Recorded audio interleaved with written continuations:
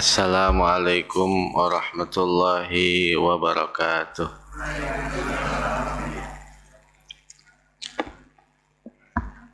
Bismillahirrahmanirrahim. Alhamdulillahi rabbil alamin.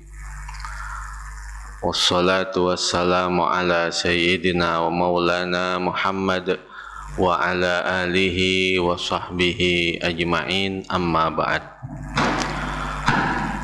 Faqala syekhul muallifu rahimahullahu ta'ala wa adaman naf'a bihi wa bi barakati ulumihi wa bikum bid-darain, amin.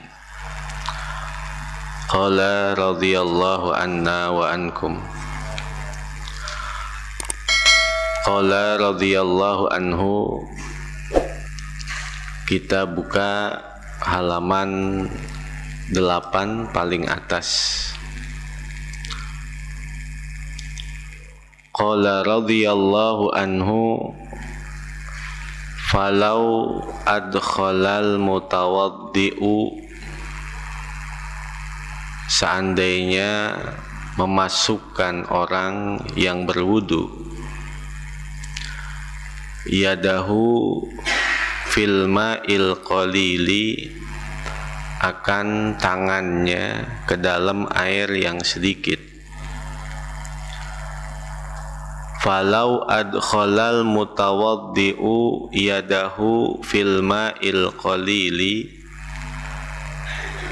seandainya memasukkan orang yang berwudu akan tangannya ke dalam air yang sedikit,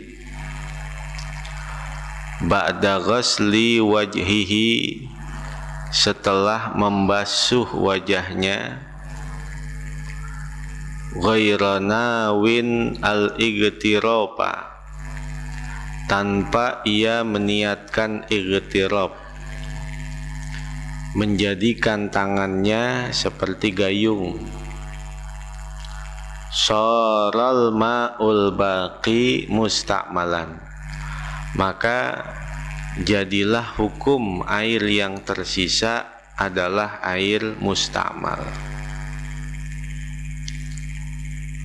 Wal musta'malu fi tuhrin masnunin, dan air musta'mal dalam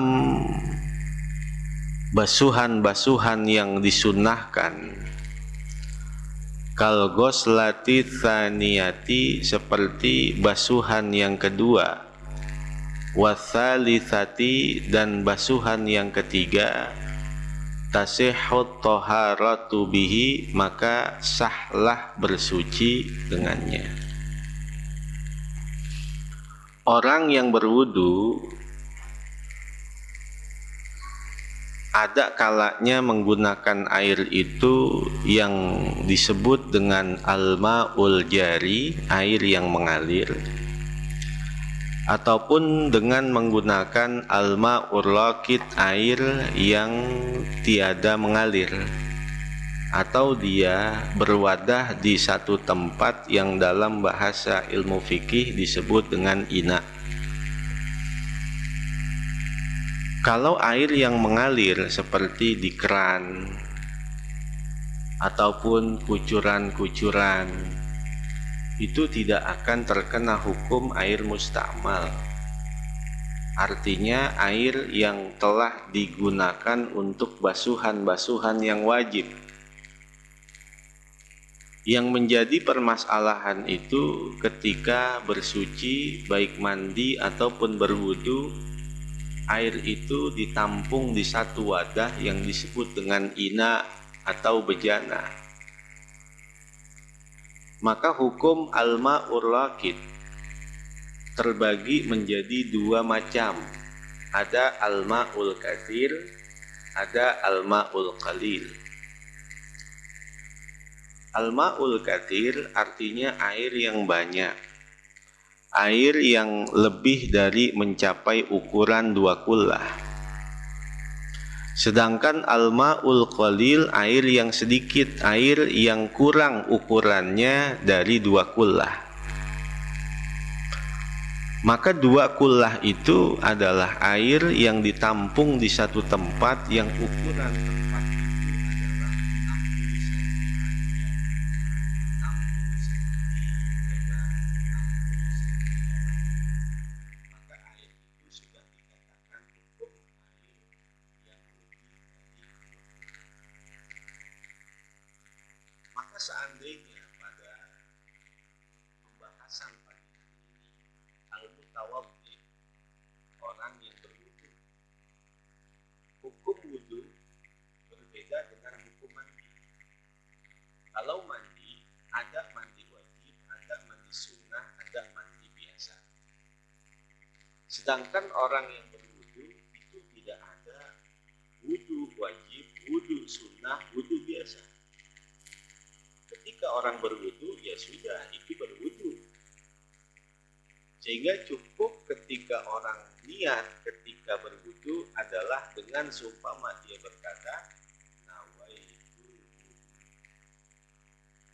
Kalau mandi ada kata-kata fardhu, sedangkan kalau wudu tidak perlu menggunakan kata-kata fardhu, karena orang yang berwudu pasti dia adalah berwudu. Tidak ada wudu mandi, tidak ada wudu wajib, tidak ada wudu sunnah, tidak ada wudu biasa.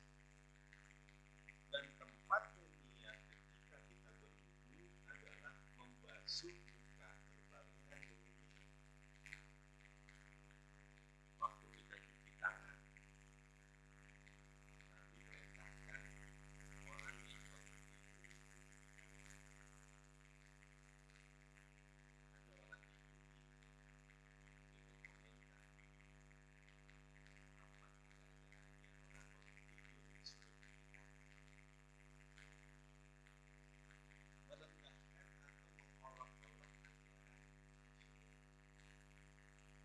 maka di satu malam, kalau bahasa kita musim, di malam hari tangan kanannya ada di kemaluannya.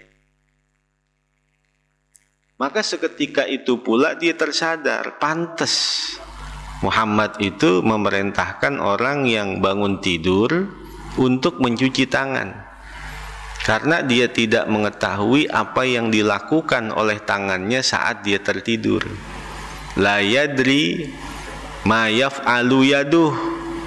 Dia tidak akan pernah mengetahui apa yang dilakukan oleh tangannya ketika dia tertidur.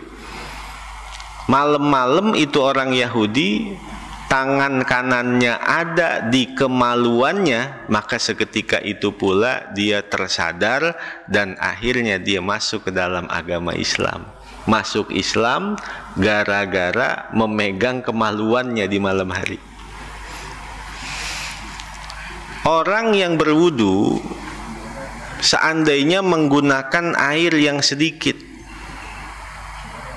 dan memasukkan tangannya ke bejana air tersebut tanpa niat untuk igtirab. Kalau tanpa dia menggunakan gayung, setelah dia membasuh wajahnya, kemudian dia kobok airnya kembali, maka air yang tersisa itu menjadi air mustakmal namanya. Suci tapi tidak mensucikan. Ada seorang ulama yang bernama Syekh Al-Imam Abdul Wahab Asy-Sya'rani yang punya guru Syekh Ali Al-Khawas, yang diberikan oleh Allah ketajaman mata batin. Ternyata ketika syariat itu ada hukum air mustakmal, dalam pandangan batin, air mustakmal itu yang digunakan basuhan-basuhan yang wajib ketika wudu atau ketika mandi, maka telah mati ruhaniyahnya.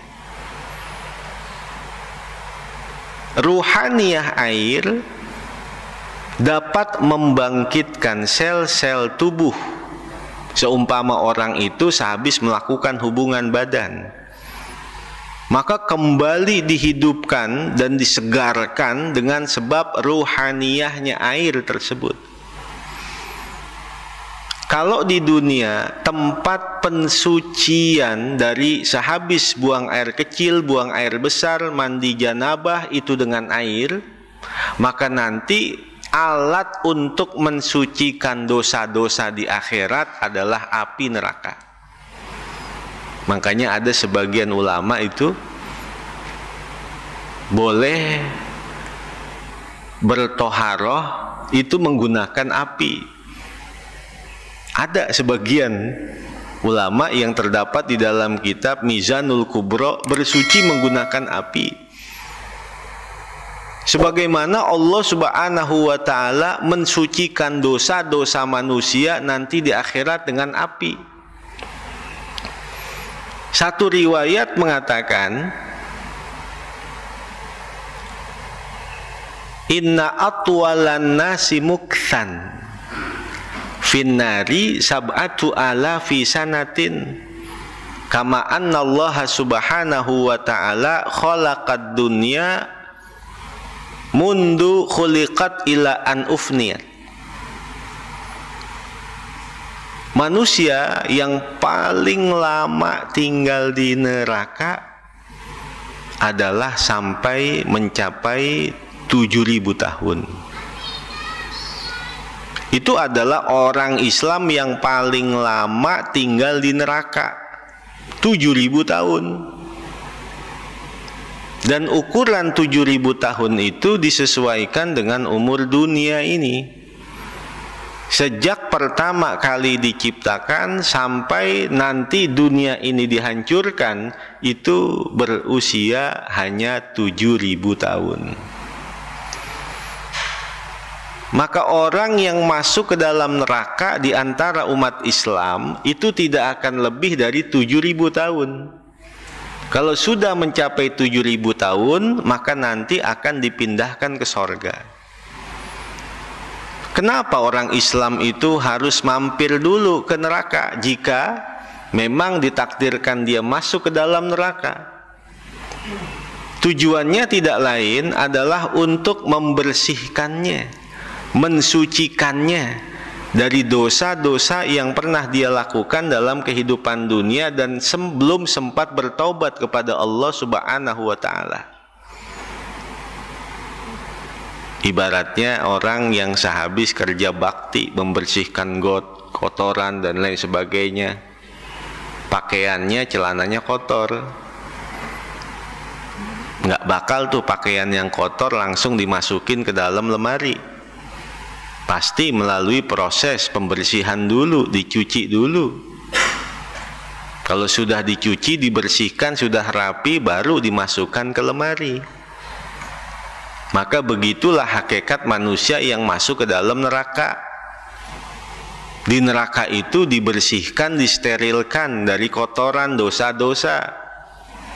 Kalau sudah steril, sudah bersih, baru dimasukkan ke dalam sorga. Maka bagian antara sorga dan neraka itu ada yang disebut dengan Nahrul Hayah, sungai kehidupan. Sungai kehidupan, Nahrul Hayah, adalah untuk membersihkan orang-orang yang habis dari masuk ke dalam neraka sebelum masuk ke dalam sorga, dimandikan, disucikan kembali di satu sungai yang berada di pintu sorga, yaitu Nahrul Hayah. Dibersihin dulu di situ. Udah benar-benar bersih, baru tuh dimasukin ke dalam sorga.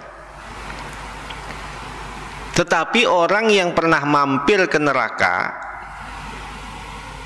kalau sudah masuk ke dalam sorga, maka di sorga itu dia memiliki tanda.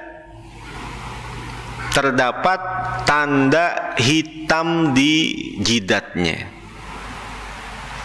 Dan hitam jidatnya itu bertuliskan utaqa'u minan nar, orang yang baru saja dibebaskan dari api neraka.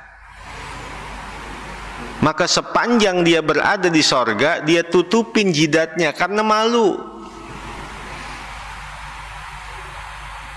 Maka pada akhirnya dia berdoa kepada Allah Subhanahu wa ta'ala, Bagaimana cara menghilangkan hitam di jidat ini? Karena ada masih stempel orang yang pernah mampir di neraka. Maka akhirnya mereka datang kepada Nabi kita Muhammad Sallallahu Alaihi Wasallam. Nabi itu di sorga punya telaga namanya Kautsar. Banyak orang yang mengambil air langsung dengan tangannya, lalu banyak orang juga yang Rasulullah sendiri yang mengambilkan air untuknya. Jadi berbeda, ada orang yang datang ke telaga tersebut, dia mengambil air dengan sendirinya. Ada orang-orang yang Rasulullah mengambilkan air untuknya lalu memberikan minum kepadanya. Begitu mulia. Maka ketika hal itu ditanyakan, siapa orang mulia itu ya Rasulullah, sampai engkau datang menghampirinya, memberikan minum kepadanya? Maka Nabi katakan, hum ulama'u ummati. Mereka itu adalah ulama-ulama di kalangan umatku. Li'annakum fil hayatid dunya mustaghiluna bi amri dunya wa hum mustaghiluna bi amri dinikum. Aku perlakukan ulamaku seperti ini, penuh dengan kemuliaan, lantaran dalam kehidupan dunia kalian sibuk dengan urusan dunia. Sedangkan ulama-ulamaku dalam kehidupan dunia sibuk dengan urusan agamamu. Di saat manusia yang lain dalam kehidupan dunia sibuk dengan urusan dunia, tapi ulama-ulamaku dalam kehidupan dunia sibuk dengan urusan-urusan agamamu. Akhirnya orang-orang yang memiliki jidat yang hitam lantaran bekas mampir ke neraka meminum telaga Kautsar dari telaga milik Rasulullah, maka hilanglah hitam di jidatnya tersebut. Jadi seandainya dia berwudu menggunakan air yang sedikit, maka sebelum dia mengambil air itu dengan tangannya, ada terlebih dahulu dia meniatkan dengan kata-kata nawaitul igtiraf, niat menjadikan tangannya itu sebagai gayung. Baru kemudian dia mengambil air dengan tangannya. Kalau hukum yang seperti ini tidak melahirkan hukum air mustamal. Itu yang pertama. Sedangkan yang kedua, air itu yang telah menjadi air mustakmal sah masih digunakan untuk bersuci, baik untuk mandi ataupun untuk berwudu, jika mustakmalnya itu dari bekas basuhan yang kedua, basuhan yang ketiga. Orang yang berwudu, basuhan yang pertama di wajahnya disebut dengan al-ghuslatul wajibah, basuhan yang wajib. Itu yang bikin air jadi mustakmal. Sedangkan al-ghuslatu tsaniyah, al-ghuslatu tsalitsa, basuhan yang kedua, basuhan yang ketiga, itu tidak membuat air menjadi mustakmal. Ada orang seumpama belum batal wudu, lalu dia ingin kembali berwudu, namanya tajdidul wudu, memperbaharui wudu. Ada tajdidul wudu, ada tajdidun nikah. Nah, ini babnya berbeda. Kalau tajdidul wudu, orang yang belum batal wudu, dia berwudu lagi. Itu namanya tajdidul wudu. Maka seandainya dia belum batal wudu, sudah berwudu kembali, menggunakan air 1 gelas saja, itu sudah cukup digunakan untuk berwudu. Karena orang yang mentajdid wudu itu tidak menjadi hukum air mustakmal. Berbeda lagi dengan hukum tajdidun nikah, memperbaharui nikah. Apa seumpama laki-laki yang menikahi seorang perempuan yang sudah dalam keadaan hamil, baik itu hamil oleh dirinya sendiri atau seumpama hamil oleh orang lain. Maka setelah dia menikahi wanita itu dalam keadaan hamil, nanti setelah anak itu terlahirkan, sunnah untuk tajdidun nikah namanya, memperbaharui nikah, nikah ulang lagi. Ataupun orang-orang yang seumpama terlalu mudah mengucapkan kata-kata cerai kepada istrinya, asal berantem dikit aja udah pasti ngomong, gue ceraiin lu, kalau begini nih ntar gue ceraiin juga lu. Seorang suami mudah mengucapkan kata-kata cerai, itu nanti akan melahirkan, jika tidak cerai hidup, maka nanti akan cerai mati. Ada 3 perkara yang bercandanya jadi sungguhan, apalagi sungguhannya. Yang pertama adalah urusan agama, yang kedua adalah urusan pernikahan, yang kedua adalah sholat. Seumpama orang bercanda dalam urusan agama, itu sudah jatuh hukum. Seumpama dia berniat seperti ini, umurnya 20 tahun, mumpung masih muda, saya niat mau keluar dari Islam dulu, nanti kalau sudah 40 tahun baru saya akan kembali lagi masuk ke dalam agama Islam. Maka seketika itu pula dia sudah murtad, dia sudah keluar dari agama Islam. Kenapa? Karena bermain-main dalam urusan agama. Wal murtad asyaddu minal kafir. Hukum murtad itu lebih berbahaya dari hukum kafir. Seumpama ada orang yang murtad selama 30 tahun, dia sudah Islam, keluar dari Islam selama 30 tahun. Maka selama 30 tahun itu, apabila dia masuk lagi ke dalam agama Islam, wajib mengganti sholatnya yang dia tinggalkan selama 30 tahun itu. Wajib dia mengganti semua ibadah puasa di bulan Ramadannya selama 30 tahun itu. Kewajiban-kewajiban selama dia murtad, wajib dia mengqadha atau menggantinya. Itu hukum murtad. Berbeda dengan orang kafir. Seandainya dari lahir kafir, besar kafir, sampai tua kafir, baru 1 hari seumpama dia masuk Islam, meninggal dunia, maka nanti yang dihisap oleh Allah itu di akhirat hanya 1 hari saja. Itu hukum orang kafir tuh. Itu di akhirat nanti hanya 1 hari saja. Kalau seandainya sebelum dia meninggal dunia, sehari sebelumnya dia masuk Islam, maka di akhirat nanti dihisap oleh Allah hanya 1 hari saja. Enak apa enggak itu, Pak? Tapi jangan diniatin.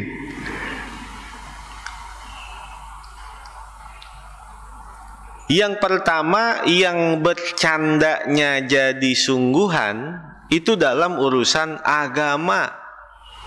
Nggak boleh dibecanda-becandain. Bahkan bisa menjadi hukum murtad i'tiqadiyah, murtad qauliyah, murtad fi'liyah. Kalau secara keyakinan itu namanya murtad i'tiqadiyah. Kalau secara ucapan murtad qauliyah, secara perbuatan murtad fi'liyah. Orang sehari-hari kadang suka bercanda, melihat temennya mau berangkat sholat Jumat, dia bercandain, nitip ya, begitu. Ini kan sering kita mendengar kata-kata itu. Orang mau berangkat sholat Jumat, dia bilang nitip ya. Wa katsura fi hadza zaman at-tasahhulu fil kalam wa huwa yajurru ilal murtadi wa la yash'ur.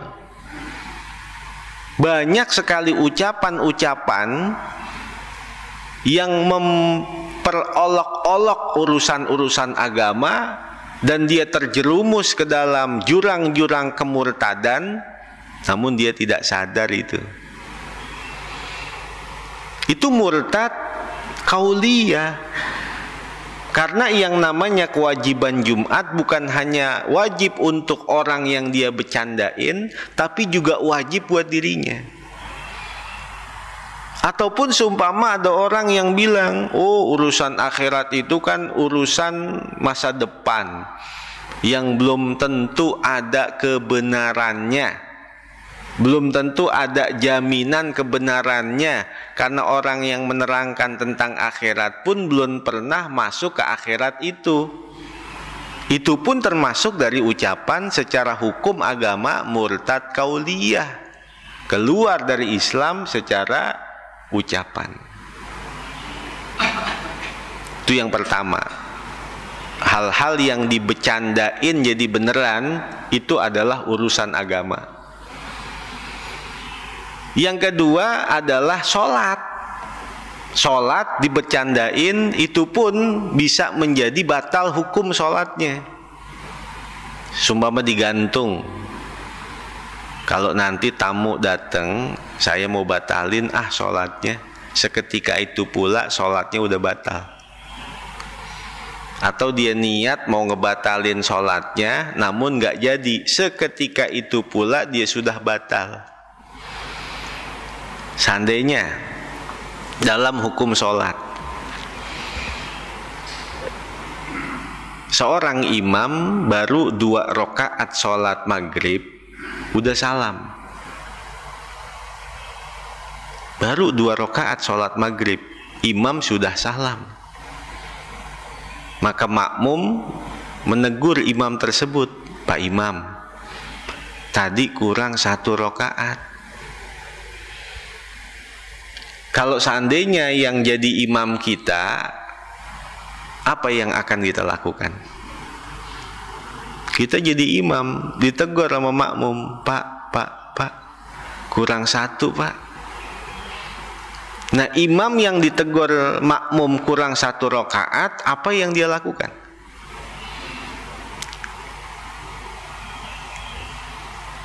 Ataupun seumpama imam itu sudah sampai ke rumah, makmum menyusul dan berkata, Pak Imam, tadi kurang 1 Pak. Kalau seumpama itu terjadi, kita yang jadi imam, apa yang kita lakukan? Nah, ini fikih namanya. Ada kaedah in qarubal faslu istamarra wa in ba'udal faslu ista'nafa. Kalau masa selesai salam dengan teguran makmum itu adalah jaraknya masih dekat, maka teruskan saja sholatnya. Dan jika masanya sudah terlalu jauh antara salamnya imam dengan teguran makmum itu, maka wajib mengulang kembali sholatnya. Selesai salam, baru 2 rakaat sholat maghrib, makmum negur, Pak, kurang 1 Pak. Oh, kurang 1 ya? Iya. Allahu Akbar. Bangun 1 rakaat lagi, karena masanya masih dekat antara salamnya dengan teguran makmum itu masih dekat. Terusin aja, langsung bangun. Itu namanya qarubal faslu, jaraknya masih dekat. Kalau jaraknya masih dekat, istamarra, lanjutkan saja. Nanti di akhir sebelum salam, imam itu sujud sahwi 2 kali. Itu kalau masih dekat jaraknya. Sholat itu bagian akhirnya adalah huruf mim dari lafaz assalamualaikum. Maka orang itu mendapatkan pahala sholat berjamaah yang sempurna selama imam belum mengucapkan huruf mim dari lafaz assalamualaikum. Sehingga tidak perlu berlari-lari ketika mendengar sudah iqomah. Apa yang didapatkan dari imam, maka dia akan mendapatkan secara sempurna pahala sholat berjamaah selama imam belum mengucapkan huruf mim dari lafaz assalamualaikum. Dalam kaidah mengucapkan kalimat salam, seandainya dia belum mengucapkan huruf mim dari lafaz assalamualaikum, belum mengucapkan huruf mim dari lafaz assalamualaikum, dadanya sudah berpaling. Seumpama assalamualaikum warahmatullah, dadanya sudah berpaling. Maka seketika itu pula hukum sholatnya menjadi batal. Belum menyelesaikan bagian sholat, dadanya sudah berpaling, batal sholatnya itu. Karena bagian akhir sholat dihitung orang itu setelah mengucapkan salam, dan salam itu wajibnya adalah sampai terdengar huruf mim dari lafaz assalamualaikum. Belum mengucapkan huruf mim, dadanya sudah berpaling, assalamualaikum, sudah madhab sana. Seketika itu pula batal sholatnya. Ataupun orang yang membaca surah Al-Fatihah pada bagian akhirnya tidak dilakukan dalam keadaan berdiri yang sempurna. Wa yajibu inda qiraatil Fatihati al-qiyamu tammatan. Al-Fatihah itu wajib dibaca dalam keadaan berdiri dari awal sampai akhir. Kalau dia baca Fatihah, pas menyebutkan huruf nun dari waladhdallin, badannya sudah membungkuk untuk ruku. Waladhdallin, sambil membungkukkan badannya untuk ruku. Belum selesai menyebutkan huruf nun dari waladhdallin, sudah membungkukkan badannya untuk ruku. Waladhdallin, maka seketika itu pula batal sholatnya.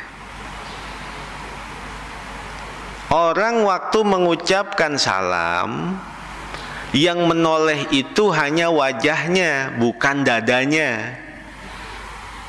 Kalau sholat dalam keadaan berdiri, yang menghadap kiblat itu dada.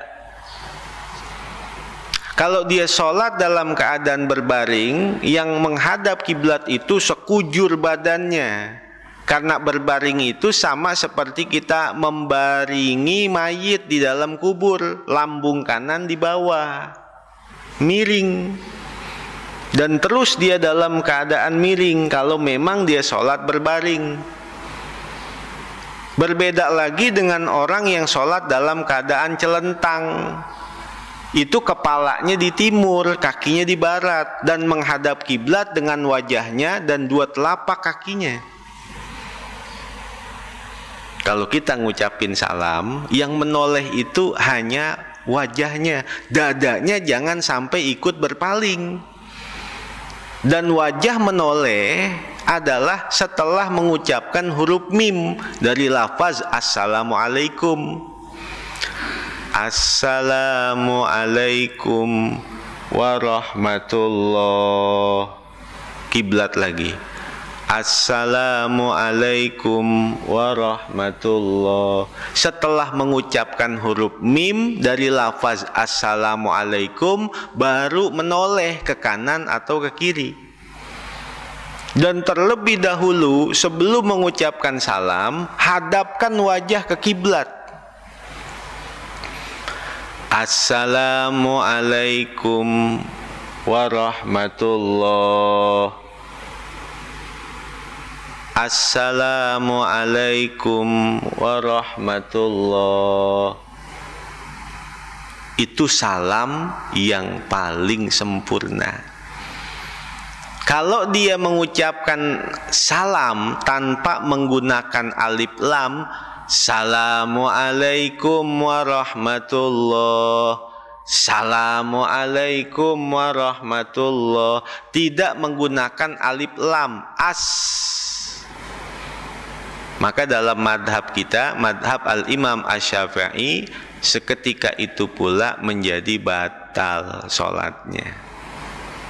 Mengucapkan salam itu disebut dengan wajib menggunakan kata-kata ma'rifah, yaitu assalamualaikum.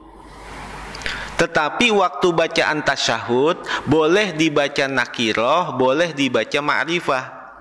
At-tahiyatul mubarakatuh sholawatu thayyibatu lillah. Boleh dibaca salamun alaika ayyuhan nabiyyu wa rahmatullahi wa barakatuh, salamun alaina wa ala ibadillahi sholihin. Boleh juga assalamu alaika ayyuhan nabiyyu wa rahmatullahi wa barakatuh, assalamu alaina wa ala ibadillahi sholihin. Waktu Isra Mi'raj tergambar di dalam Al-Quran maqaba qausaini au adna, jarak Allah begitu dekat. Maka Nabi mendapatkan ilham untuk pertama kali mengucapkan puji-pujian di hadapan Allah. Maka beliau mengatakan di hadapan Allah, at-tahiyatul mubarakatus sholawatut thayyibatu lillah. Allah subhanahu wa ta'ala berfirman, assalamu alayka ayyuhan nabiyyu wa rahmatullahi wa barakatuh. Nabi menjawab lagi, assalamu alayna wa ala ibadillahi sholihin. Maka semua malaikat di langit yang pertama sampai langit yang ketujuh semuanya mengucapkan asyhadu alla ilaha illallah wa asyhadu anna muhammadar rasulullah. Allahumma sholli ala Muhammad wa ala ali Muhammad. Boleh pakai sayyidina, boleh juga enggak apa-apa.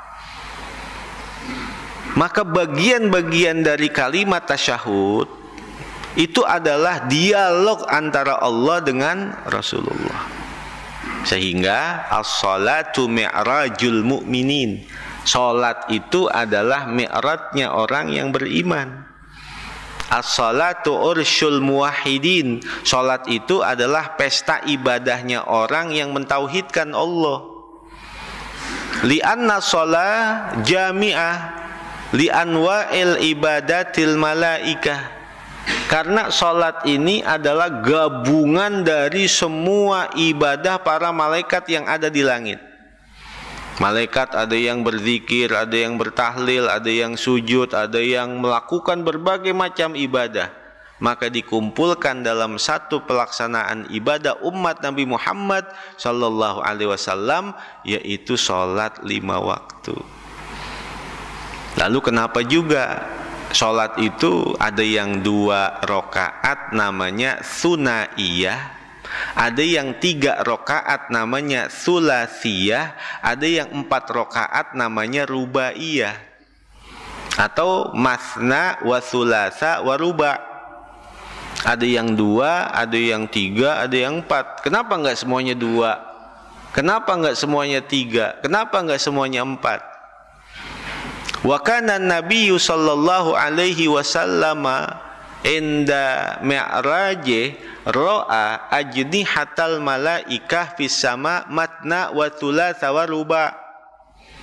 Nabi itu ketika mi'raj melihat sayap malaikat berbeda-beda. Ada yang sayapnya 2, ada yang sayapnya 3, ada yang sayapnya 4. Dan Nabi takjub melihat perbedaan sayap malaikat yang ada di langit. Maka keinginan Nabi itu Allah berikan menjadi jumlah rakaat sholat untuk umatnya. Ada yang 2 namanya sunaiyah, ada yang 3 namanya sulasiyah, ada yang 4 namanya rubaiyah, 2, 2, 3, 3, 4, 4 itu adalah sama seperti jumlah sayap para malaikat yang ada di langit. Jadi kita balik lagi, kalau seorang imam baru 2 rakaat sholat maghrib salam, lalu makmumnya menegur, "Pak, kurang 1 pak, bangun aja lagi." Allahu Akbar. Nanti sebelum salam dia sujud sahwi kalau masanya dekat. Kalau masanya sudah terlalu panjang, imam sudah keluar dari masjid, ternyata makmum mengingatkan, "Pak, tadi kurang 1 rakaat pak."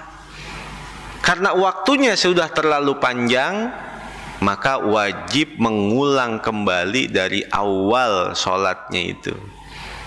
Kumpulkan mana tadi yang sholat bersama saya, maka dia mengulang kembali sholat dari awal kalau waktu jedanya terlalu panjang. Tapi kalau baru sebentar, langsung teruskan saja. Nah, itu beberapa hal yang bercandanya jadi beneran. Yang pertama tadi adalah urusan agama, dibecandain jadi beneran. Yang kedua urusan sholat, dibecandain jadi beneran. Yang ketiga urusan perceraian, talak, dibecandain itu bisa jadi beneran. Kalau seorang suami terlalu mudah mengucapkan kata-kata cerai, cerai, cerai, cerai, nanti kalau enggak cerai mati, cerai hidup. Atau sumpama nanti akan cerai rezeki. Makanya kita diajarkan, kalau kita dalam keadaan emosi, wudu. Sudah wudu, marah belum hilang juga, disunnahkan kita mandi. Li'annal ghadab minasyaiton, wa syaiton khuliqa min nar, wan nar tudfi'u bil ma. Karena marah itu berasal dari setan. Setan itu berasal dari api, dan api itu padam dengan air. Kalau kita marah, wudu. Udah selesai wudu, ternyata belum hilang juga marahnya, mandi. Itu cara-cara untuk menghilangkan amarah yang ada di tubuh kita. Wa tsumma qala faslun fil ma'in najasi wallahu a'lam bissawab. Sampai sini mungkin ada pertanyaan? Ya.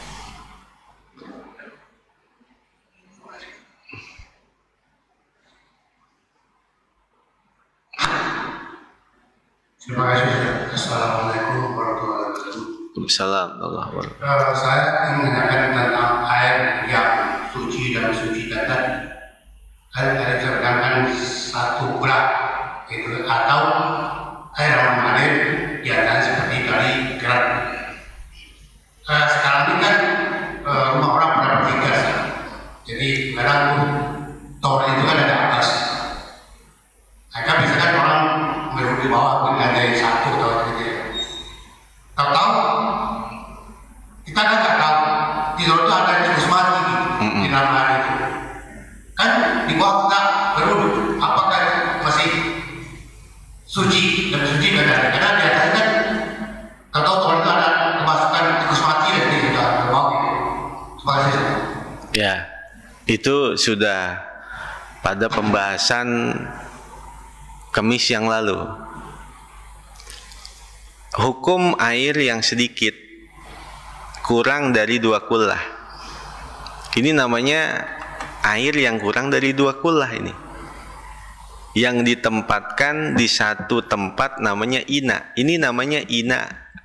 Tampungan-tampungan atau bejana-bejana tempat menyimpan air. Ini namanya inaan. air ada di dalamnya. Karena ini sedikit, inilah yang disebut dengan air yang kurang dari 2 kullah. Seandainya ada najis masuk ke sini, contohnya tai cicak masuk ke dalam air ini,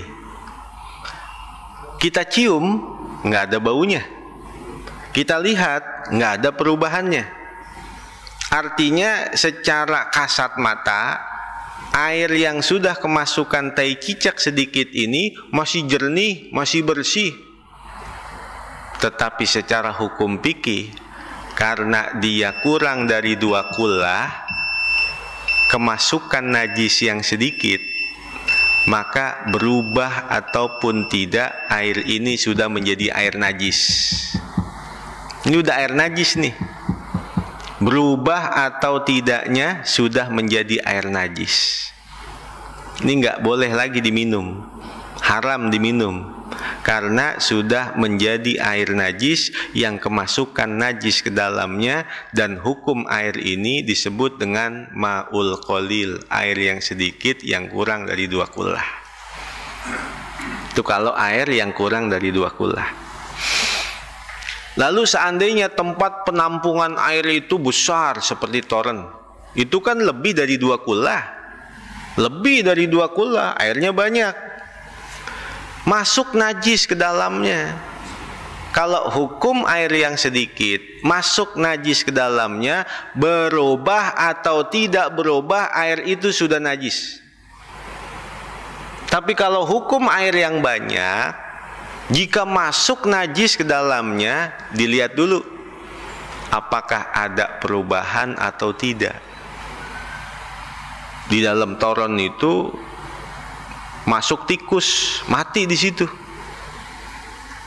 Itu kan hukum air lebih dari 2 kullah. Maka kita periksa dulu airnya. Kita cium, ada gak bau bangke di situ? Kalau dari baunya, rasanya, warnanya ada perubahan, maka 1 toren itu sudah air najis namanya, dan tidak boleh lagi digunakan. Dengan syarat kalau memang ada perubahan. Pas kita cium udah jadi bau bangke, ada rasa-rasa bau bangke begitu, maka itu sudah disebut dengan ma'ut tagayyur, air yang sudah berubah dengan sebab kejatuhan najis, baik itu baunya, rasanya, atau warnanya. Seperti itu. Ada lagi? Ya. Tentang niat wudhu, Ustaz. Niat wudhu. Ini juga ada toilet ya. Di situ kan ada juga ada kloset dan macam-macam. Di rumah juga kita ada kloset, ada juga macam-macam. Niat wudhu itu dibaca di luar atau di dalam? Ya, iya. Bagus.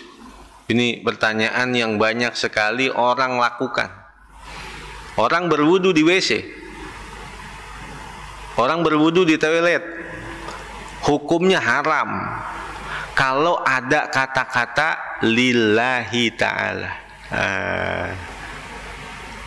Ada penyebutan kata-kata Allah di situ.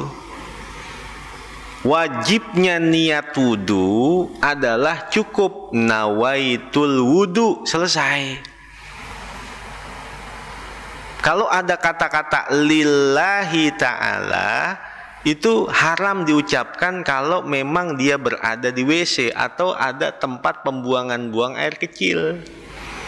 Kalau hanya nawaitul wudu, itu bebas dilakukan dimanapun, karena tidak ada penyebutan kata-kata Allah. Waktu kita cuci tangan nih, wudu, kalau seandainya dia di dalam WC, waktu cuci tangan jangan baca bismillah,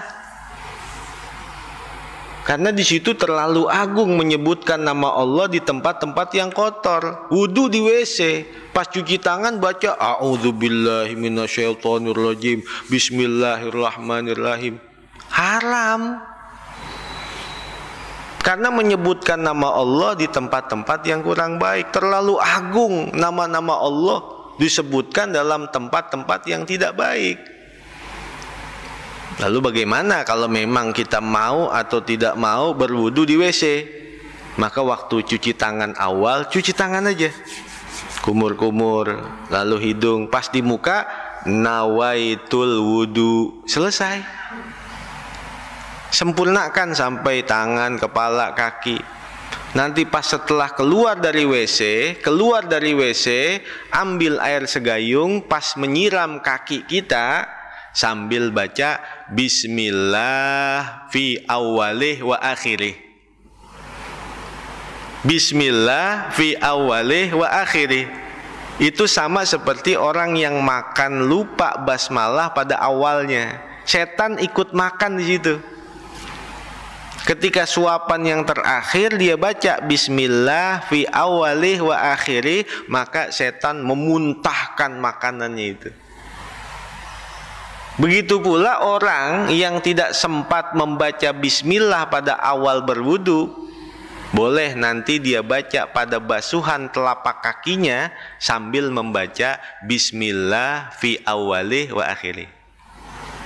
Jadi kalau kita wudu di dalam WC atau di luar WC, itu cukup antara lisan dan hati kita, waktu air mengenai wajah, nawaitul wudu, selesai. Mungkin kita waktu masih kecil diajarkan niat wudu itu nawaitul wudu'a lirab'il hadasil asgori pardon lillahi ta'ala. Itu terlalu panjang, hati kita sulit untuk mengucapkan itu. Maka cukup bagian wajib ketika air jatuh di muka, nawaitul wudu, selesai. Jadi jangan menyebutkan nama-nama Allah dengan lillahi ta'ala, apalagi a'udzubillahi minasyaitonirrajim, bismillahirrahmanirrahim, ketika dia berwudu di kamar mandi. Karena yang namanya kamar mandi, walaupun seumpama tidak ada tempat pembuangan air besarnya, pasti di kamar mandi itu orang buang air kecil. Dan itu sudah sebut dengan makanun najasah, tempat najis. Terlalu agung nama Allah disebutkan di situ. Al-Fakir pernah ditanya, orang yang sedang menghafal Al-Quran, bagaimana kalau seumpama sampai di WC lisannya itu mengucapkan hafalan-hafalan Qurannya? Itu adalah sangat diharamkan. Lalu bagaimana kalau seandainya dia ingin menghafal? Orang yang setiap hari membaca Quran, itu daya pikirnya, hafalannya itu tanpa ada unsur kesengajaan pun terlontar ucapan-ucapan Al-Quran, bahkan ketika dia berada di WC. Maka Al-Fakir bilang, kalau seandainya terlucapkan di hati aja sambil menghafal Al-Quran dalam keadaan buang air besar, buang air kecil, di hati saja boleh. Tapi kalau terlontarkan ayat-ayat Al-Quran, satu huruf, dua huruf saja, dengan niat qasdut tilawah, niat membaca Quran di tempat-tempat yang kotor, hukumnya haram. Buang air besar gitu di WC, hatinya sambil ngapal Quran, nggak apa-apa, di hati saja. Tapi kalau terlafazkan, hukumnya haram. Begitu ya. Iya. Ada lagi? Kata Pak Anto, jam 6 lewat, nggak apa-apa, terusin. Begitu ya. Jadi saya ngikutin.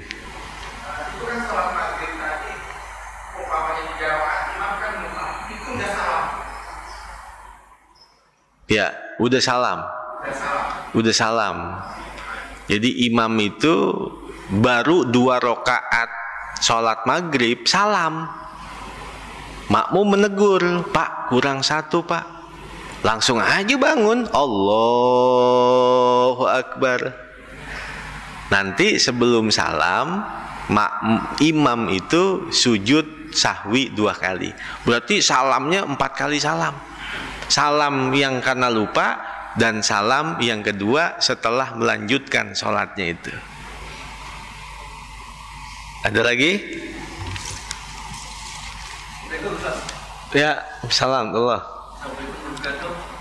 baca dalam tahiyat itu, Ustaz katakan tadi boleh dibaca, boleh tidak.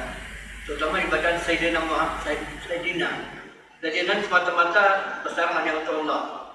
Nah, itu bagaimana Ustaz? Sebetulnya boleh atau tidak? Ya, Nabi dalam satu hadis, la tusawiduni, jangan kamu menyebut nama saya dengan kata-kata Sayyidina. Itu perintah Nabi itu. Perintah Nabi itu kepada kita semata-mata karena ketawaduan kita. Sumpama Pak Anto gitu, karena saya baru kenal nama Pak Anto, ya saya sebut contohnya Pak Anto dah gitu.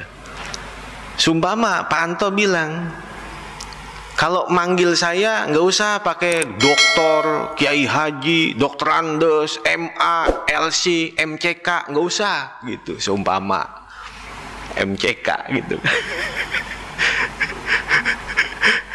Itu bahasa-bahasa tawadunya Pak Anto. Kalau manggil saya cukup Pak Anto aja, Pak Anto aja. Nggak usah pakai MA-nya, MC, MC, MCK-nya, LC-nya, nggak usah. Itu bahasa-bahasa ketawaduan. Jadi Nabi bilang la tusawiduni, jangan sebut saya Sayyidina. Itu bahasa ketawaduan Nabi. Itu mengajarkan sifat-sifat rendah hati, tawadu. Tetapi buat kita kepada Rasulullah perlu adanya pengagungan. Coba anaknya Pak Anto manggil tanpa sebutan. Anto, Anto, Anto, coba mah begitu. Itu kira-kira anak model apa tuh yang begitu tuh? Manggil nama bapaknya langsung Anto, Anto, Anto. Nah. Satu riwayat lagi, Sayyidina Ali diperintahkan nulis, uktub ya Ali min Muhammad bin Abdullah ila Hirakla azimir Rum aslim taslam. Tulis wahai Ali, surat dari saya nih buat Heraklus Raja Rum, masuk Islam lah kalau pengen selamat, dari Muhammad bin Abdullah. Itu Nabi nyuruh begitu. Setelah selesai, kata Rasulullah, coba bacain Ali tadi apa yang aku suruh. Min Sayyidina Rasulillah Muhammad ibn Abdullah sallallahu alaihi wasallam. Padahal Nabi nyuruh hanya min Muhammad bin Abdullah, tapi Sayyidina Ali menyebutnya min Sayyidina wa nabiyina Rasulillah Muhammad bin Abdullah sallallahu alaihi wasallam. Kata Nabi, oh, imsah ya Ali, hapus wahai Ali. Saya tidak menyebutkan kata-kata itu, aku menyebutkan hanya Muhammad bin Abdullah. Maka terlahir hukum di sini, sulukul adab muqaddamun minim titalil amri. Mengedepankan adab harus lebih diutamakan dari hanya sekedar menjalankan perintah. Apakah Sayyidina Ali itu menjadi berdosa gara-gara menambahkan kata-kata Sayyidina di surat-suratnya kepada seorang raja yang bernama Heraklus, Raja Rum? Itu bagian adab namanya.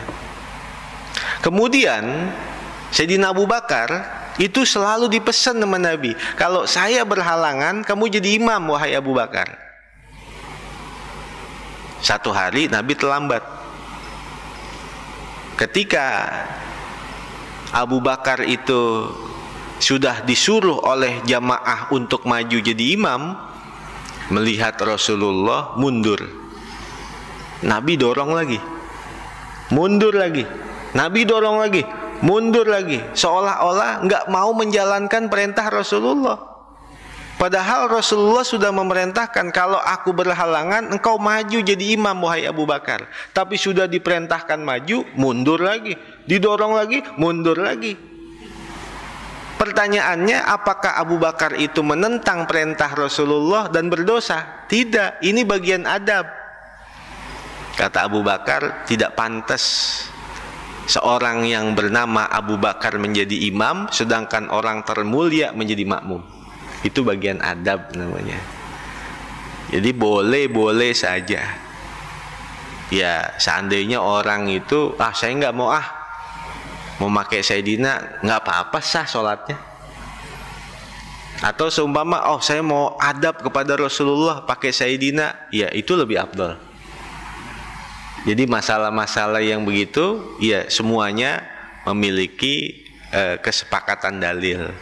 Yang kagak boleh itu jangan sampai gara-gara urusan khilafiyah merusak urusan-urusan yang wajibah. Apa itu? Persatuan dan kesatuan umat Islam. Itu yang lebih penting.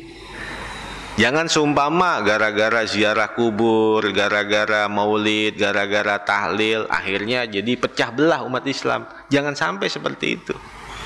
Kalau seumpama, saya nggak suka sama maulid, nggak apa-apa, tapi jangan menghina orang yang maulid. Saya nggak suka ziarah kubur, nggak apa-apa, tapi jangan menghina orang yang ziarah kubur. Maka kita mengedepankan persamaan, persatuan dan kesatuan. Jangan sampai dia saling menyalahkan yang sudah ada. Wayang di Indonesia ini musyrik itu. Kalau emang dia nggak suka sama wayang-wayang di Indonesia ini, ya jangan menghina. Karena sesuatu itu dilihat dari esensinya.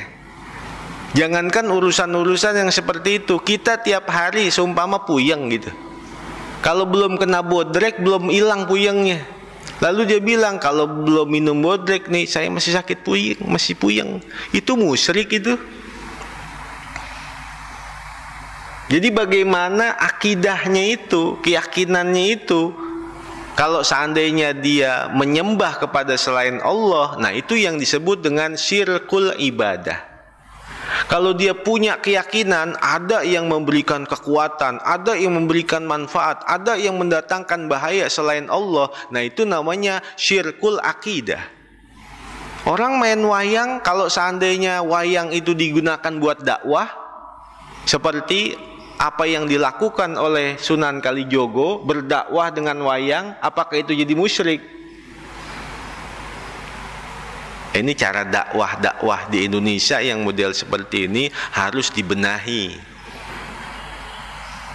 Cara dakwah itu merangkul, bukan memukul. Cara berdakwah itu orang yang mendengar menjadi nyaman dan tenang hati, bukan menjadi panas. Bukan nanti akan melahirkan perpecahan, perbedaan pendapat. Nanti ujung-ujungnya jangan sampai terjadi di seperti negara-negara di Timur Tengah yang konflik hanya gara-gara urusan itu. Jadi jangan disamain Indonesia dengan negara-negara yang ada di Timur Tengah. Indonesia ini adalah negara yang masuk Islam itu dengan jalur-jalur akhlak. Mungkin seandainya kalau cara dakwahnya seperti dakwah model sekarang, yang bentar-bentar, ini musyrik, ini kafir, ini bid'ah. Kalau mungkin cara-cara dakwah terdahulu dengan cara seperti itu, Indonesia hari ini mungkin masih Hindu, masih Buddha. Karena nggak ada orang yang mau menerima Islam. Di Kudus itu sampai hari ini nggak ada orang yang motong sapi. Kalau kurbannya kebo. Karena Sunan Kudus waktu pertama kali dakwah ke situ melihat ada agama yang lebih dahulu ada, yaitu Hindu yang mengagungkan sapi. Maka demi untuk menghargai, kita menyembelih sapi, sedangkan itu adalah Tuhan mereka. Sunan Kudus ngajarin jangan motong sapi. Kita menghormati yang sudah ada lebih dahulu di sini. Kita sembelih kebo aja. Makanya sampai hari ini di Kudus itu ya iganya iga sop kebo, bukan sapi. Itu ajaran Wali Songo terdahulu. Keajaiban dunia di Indonesia mayoritas Islam, tetapi yang terkenal adalah Borobudurnya, Hindu Buddha itu. keajaiban dunia di India yang mayoritas Hindu, tapi yang terkenal adalah Taj Mahalnya, masjid itu. Yang mayoritas Islam, justru ikonnya yang diangkat di dunia keajaibannya justru adalah Borobudur. Itu Hindu Buddha, padahal di Indonesia mayoritas Islam.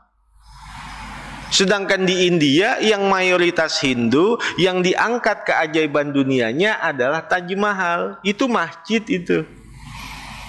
Jadi cara-cara dakwah yang seperti itu kudu dibenahin di Indonesia ini. Jangan sampai melahirkan dakwah yang membuat pecah belah. Kita jaga persatuan dan kesatuan umat Islam yang ada di Indonesia ini. Pak Anto udah ngasih kode, jadi sudah waktunya selesai. Mudah-mudahan Allah sehatkan badan kita, Allah berikan ilmu yang bermanfaat fid din wad dunya wal akhirah bisirri asraril Fatihah. Bismillahirrahmanirrahim. Alhamdulillahirabbil alamin arrahmanirrahim maliki yaumiddin. Iyyaka na'budu wa iyyaka nasta'in. Ihdinas siratal mustaqim. Shiratal ladzina an'amta 'alaihim ghairil maghdubi 'alaihim waladdallin.